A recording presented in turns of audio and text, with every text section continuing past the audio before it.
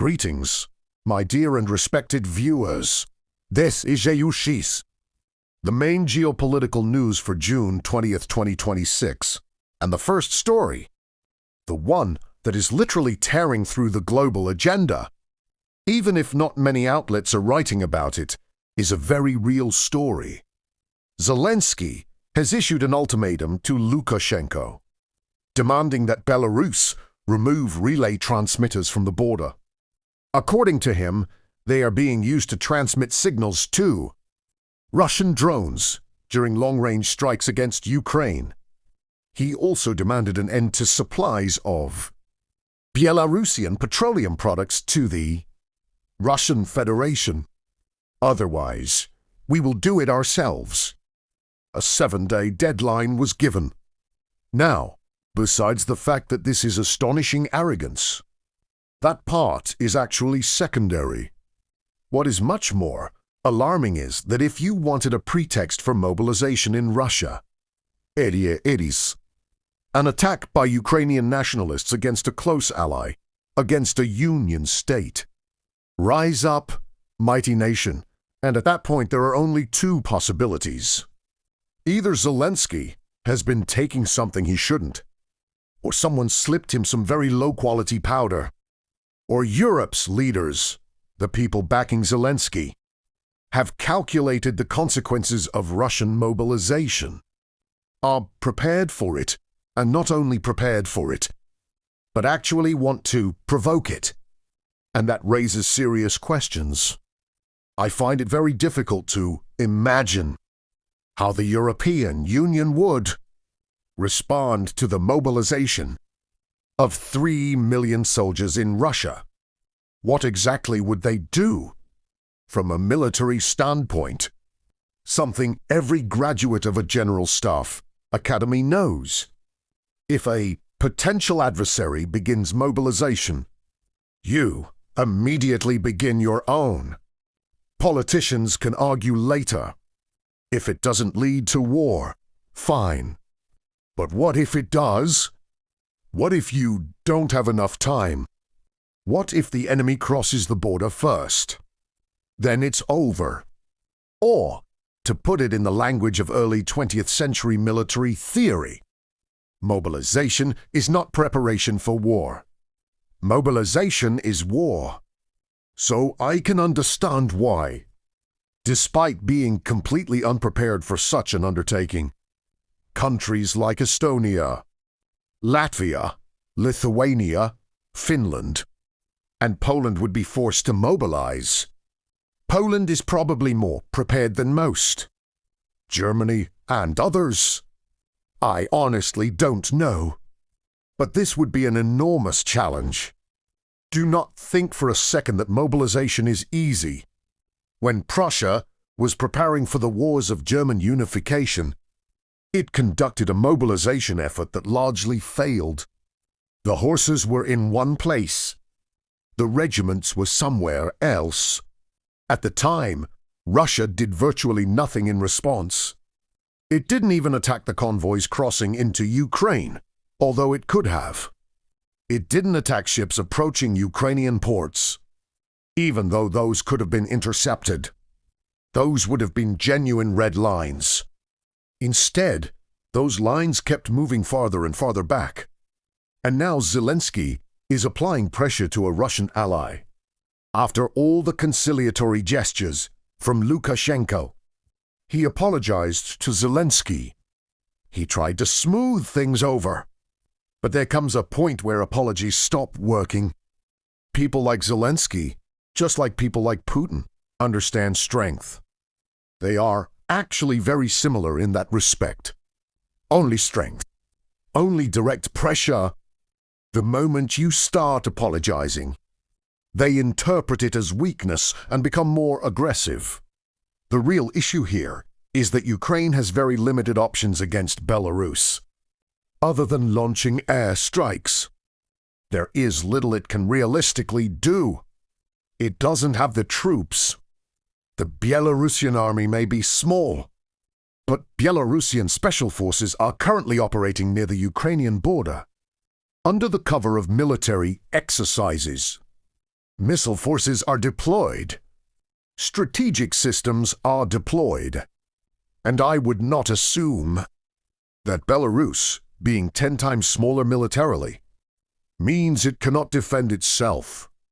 Belarusians can mobilize, too, and they know how to fight in their forests. But that isn't even the main point. The main point is that Ukraine simply does not have enough troops for another front. It is already struggling in Donbass. Despite all the triumphant statements, despite the claims of victories, despite slogans about Moscow burning and the front standing still, that narrative is pure public relations. I am constantly amazed by how little it resembles reality on the ground. Ukraine simply does not have the manpower. We don't have any drones. Yes, drones can cause damage. But ironically, a strike on Belarus is exactly what Russia would need to justify mobilization. I've said before that 3 million mobilized troops cannot be effectively used within the current battlefield. Modern warfare is not World War II. A battalion today can hold a section of front that once required an entire division. The front stretches from Kharkov to the Black Sea and even farther north. There simply is not enough active front line to absorb millions of additional soldiers. So where do they go? The answer would be through Belarus. Whole idea is not to pour millions of mobilized troops into existing formations. What would be the point? They would simply become additional targets for drones. Instead, you stretch the front, and the only practical way to stretch it is through Belarus. That is why, from the Kremlin's perspective, this could be the perfect pretext. It solves multiple problems at once. The real issue here is that Ukraine has no real ability to do much against Belarus other than launch an airstrike. It simply doesn't have the troops. The Belarusian army is small, but Belarusian special forces are currently active near the Ukrainian border under the guise of military exercises. Missile forces are deployed. Strategic systems are positioned in the field. And if I were Ukrainian, I would not place too much confidence in the fact that Belarus has an army 10 times smaller than Ukraine's. Belarusians know how to mobilize too, and they are fully capable of fighting in their own forests. But that isn't even the main issue. The real issue is that Ukraine simply does not have enough troops for another front. It is already struggling in Donbass. Despite all the triumphant statements, despite all the talk about victories, despite the claims that the front is holding in Moscow is burning. That is pure propaganda. I am constantly amazed by how disconnected it is from the reality on the ground. Ukraine simply does not have the manpower. What it does have are drones. And yes, drones can cause damage. But that is exactly what Russia needs. A strike on Belarus would provide the perfect justification for mobilization. And I have told you before, 3 million mobilized troops cannot simply be absorbed on Ukrainian territory alone. Modern warfare is not World War II. Today, a battalion can hold a section of front that once required an entire division.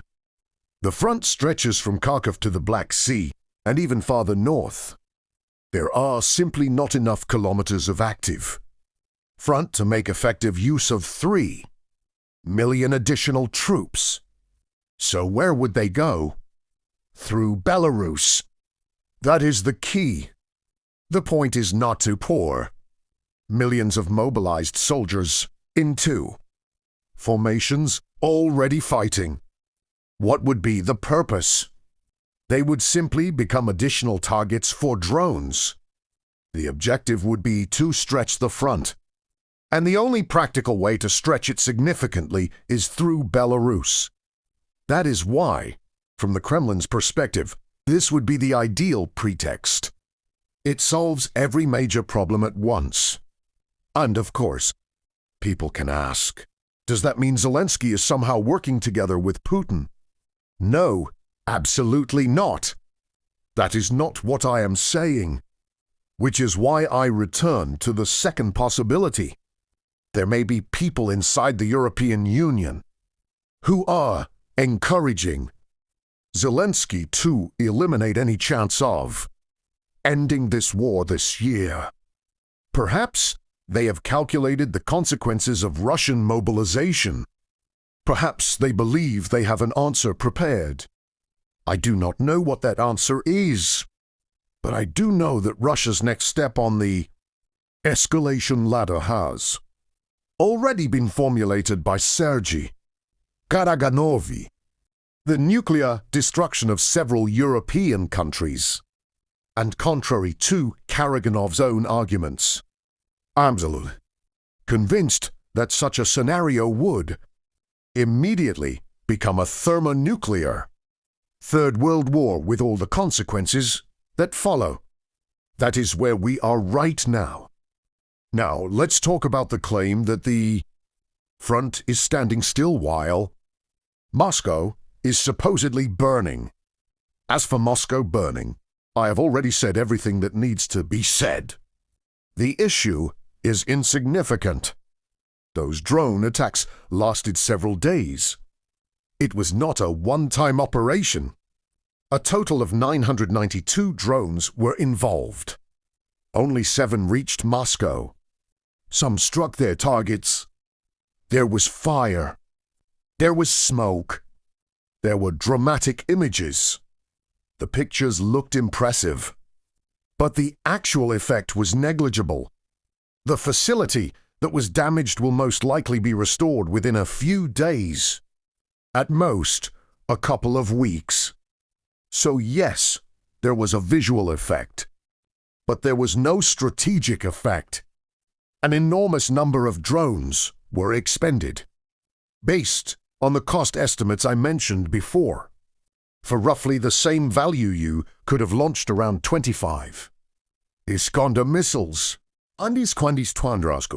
That would have been a very different story. Missiles like that are far more difficult to intercept. Moscow does have missile defense systems, including some dating back to Soviet times.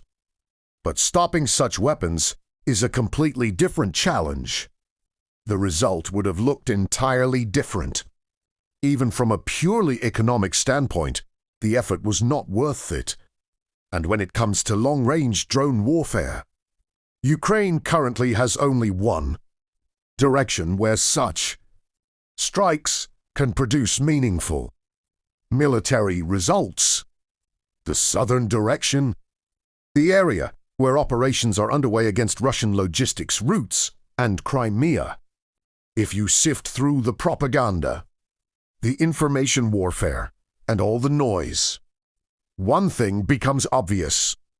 There is only one area where Ukraine has managed to maintain systematic pressure for more than 2 weeks. At that point, it is no longer a coincidence. It becomes a real campaign. The problem is scale.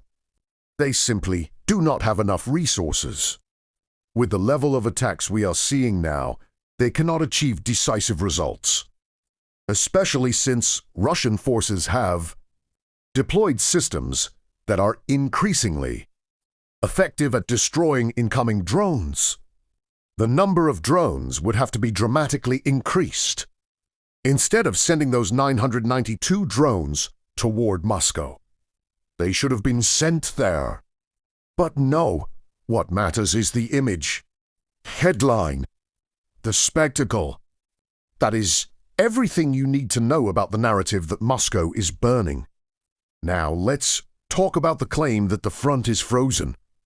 I am quoting yet another Western pseudo-military analysis. Frankly, I am tired of hearing that Ukraine is winning, that the front has stopped moving, that Russia can no longer advance. According to the reality on the ground, that is complete nonsense. Unfortunately, reality is very different. Konstantinivka is reportedly close to collapse. Ukrainian forces are holding only a few remaining blocks, and they are withdrawing. Organized resistance inside the city has largely been broken. As for the rest of the front, the Zaporizhia direction has seen no major changes. The Ukrainian offensive near the Dnipro sector has largely stalled. Meanwhile, Russian forces in the eastern grouping are focused on fighting around key positions and repelling Ukrainian counterattacks on their flanks and rear. Those counterattacks have already delayed Russian advances before, and for significant periods of time. So overall, the situation there remains highly contested. But I would draw your attention to something else: the deployment of a large-scale Russian offensive along the front from Kupiansk to Konstantinivka suggests that the Russian General Staff has finally decided where it intends to deliver its main blow, contrary to what I personally believed. Although I am hardly a military expert, I thought the logical direction would have been Zaporizhia from a broader strategic perspective. That seemed more effective, but apparently not. The political leadership has decided that Donbas must be finished first, and that is an extremely difficult task. Russian forces are concentrating on Donbas. That means Lyman, Sloviansky, Kramatorsk, Konstantinivka, Drushkivka, the entire region. And it is becoming increasingly clear that this strategy could eventually result in the capture of all of Donbas. The question is when. There is still a great deal of fighting ahead, and I keep asking the same question.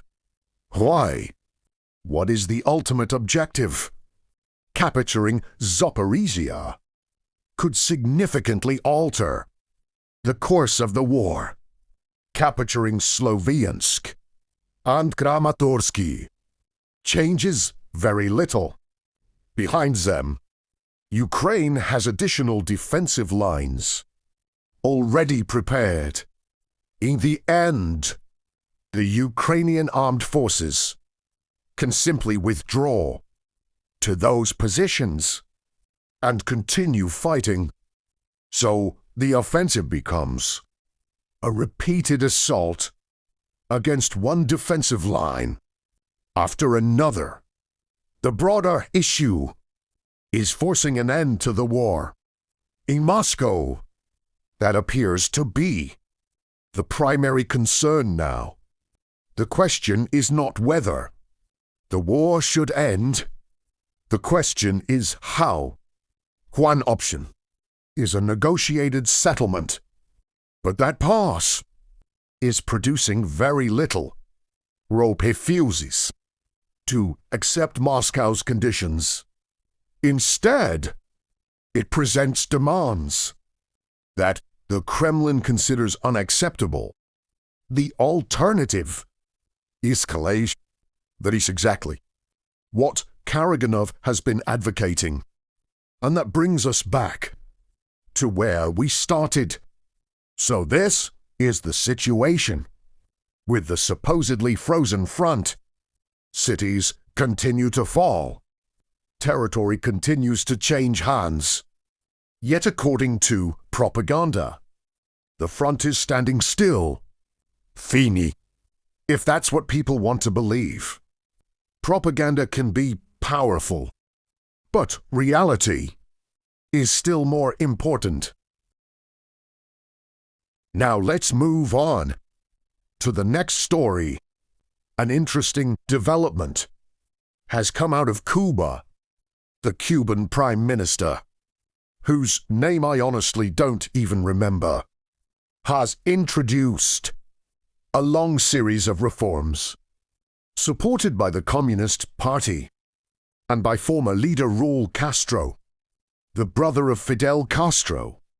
The goal is to privatize significant parts of Cuba's socialist economy in an attempt to cope with severe American sanctions. Think about that. They are, effectively, selling off state assets, opening the door to private enterprise, declaring greater economic freedom. The communists managed to drive what should have been a tropical paradise into poverty, blackouts, and economic collapse. And now they are forced to let people try to earn a living, their own. What can I say? In my view, communists repeatedly produce the same outcomes: shortages, poverty, and stagnation. As opposition movements, they may claim to defend workers, but whenever they gain power, the results tend to be disastrous. On Cuba, quite literally, the lights went out. So make a note of it. Something very interesting is beginning there. A dramatic shift in economic policy. Cuba was one of the last places still operating under a classic centralized, planned socialist model. And now even that appears to be ending.